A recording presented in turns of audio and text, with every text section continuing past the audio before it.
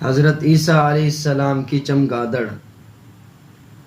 حضرت عیسیٰ علیہ السلام سے لوگوں نے چمگادڑ بنوانے کی فرمائش کیوں کی؟ اس میں بڑی حکمتیں ہیں۔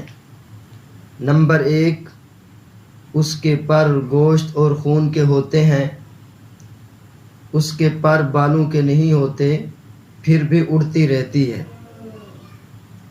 نمبر 2، حیوان کی طرح اس کے بچے پیدا ہوتے ہیں، حالانکہ اڑنے والے پرندے سب انڈے دیتے ہیں۔ نمبر 3، اس کے پستان بھی ہوتے ہیں، حالانکہ اڑنے والے پرندوں کے پستان نہیں ہوتے۔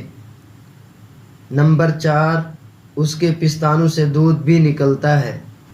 نمبر 5، عورتوں کی طرح اسے حیض یعنی ماہواری بھی آتا ہے۔ نمبر 6، نہ تو بالکل روشنی میں وہ دیکھ سکتی ہے اور نہ ہی بالکل اندھیرے میں، صرف 2 ٹائم اسے نظر آتا ہے، غروب آفتاب کے فوراً بعد اور صبح صادق کے بعد روشنی سے پہلے پہلے۔ نمبر 7، انسانوں کی طرح وہ ہنستی بھی ہے۔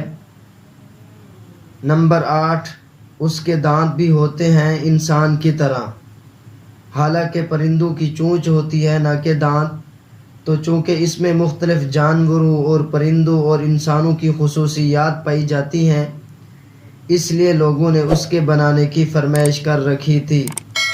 فتبارک اللہ احسن الخالقین۔